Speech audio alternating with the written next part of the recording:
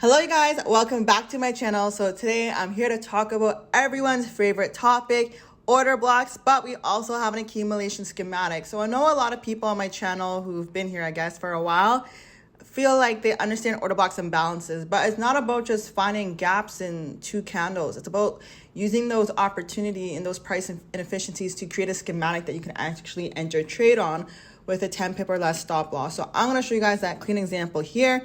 So this was my price action. Now I'm going to tell you guys exactly what I saw. First, I seen 3 pushes down representing an accumulation. So I seen 3 drives down that could possibly be an accumulation. Then I seen 2 drives up, which would represent the AR and the UA. Now I seen price came in here and then pushed away. So I also want to know if I have a previous point of interest where price is accumulating here because they're feeling something over here. So I actually found an imbalance on the 15-minute. So this is the spring, and it will be the spring. And if we scroll to the left, and you have to check time frames, you guys. I first actually start looking here at the gap, and then I realized where price actually rejected was this clear order block. And look at all the volume in here. It's very obvious. Okay, so my next step is to mark this up.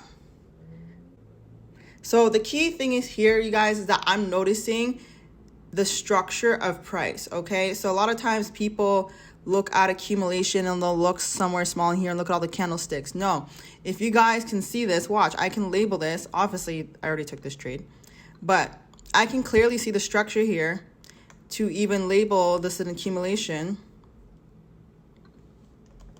without the candlesticks. Because when we're looking for an accumulation, we're looking at the structure that's building the schematic, not the candlesticks, not some higher wicks, right? We're looking at the high and low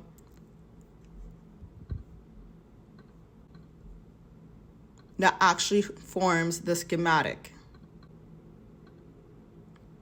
Okay, so the next thing I'm going to do is take my bodies for the selling climax, and I'm going to drag it out.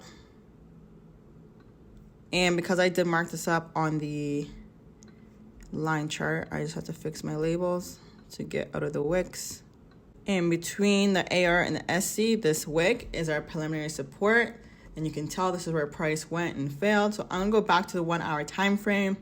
Okay, cool. So here, there's nothing in here to align with the trading range. That is fine. So where is my lowest imbalance? So too many times I know people, they say which imbalance to choose. It is the lowest. If you're taking notes, which I definitely would if I'm on YouTube, it's always the lowest imbalance. Not here, not here. If for whatever reason it stops earlier, then you don't enter the trade. But if it goes down here, then are you going to take 37 trades? No. If price is going to fill an imbalance, it's going to do it all the way. Okay, cool. So we're going to watch price come down and fill this trade.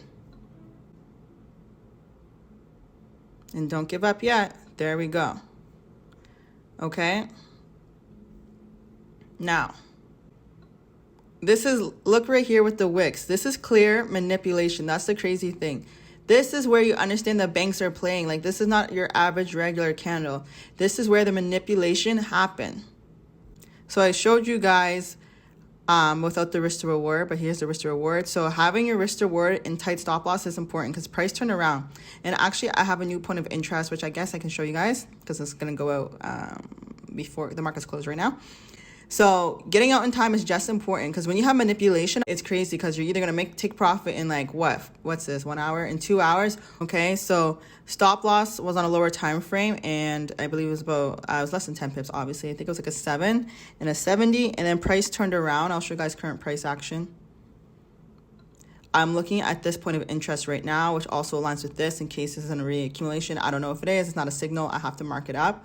But even because the market's closed, I'm recording this on a Friday. Even if I notice this in any trading range alignment, you know, I notice some drives down and I notice some drives up with UPA. So if this is going to reaccumulate, I am definitely going to catch it. And an accumulation to a reaccumulation is literally how market cycle works, you guys. So if you want to understand more about how to pull all the pieces together, some people I understand some parts. I understand what an order block looks like. Sometimes I catch them. I understand imbalance. Some imbalances get filled and some don't, right? I understand, the market cycle is supposed to be in this order, but sometimes they can't see it. At Smart Money Academy, you guys, we put all that into play for you. And you have a group of people that are pushing you and letting you know, hey, why are you trying to sell in and when you should be looking for a reaccumulation, etc. Whatever it is, you guys, that's exactly what I teach at Smart Money Academy. So if you have any questions, if you have any questions, ask me in the chat box, but just try to use a paragraph. Honestly, I love responding to your comments, but sometimes the comments are like, why did you use that candle? So I want to have as much detail so I can give you guys value on my videos. Thank you guys so much for watching. Don't forget to comment, like, and subscribe, and I'll see you guys in the next video.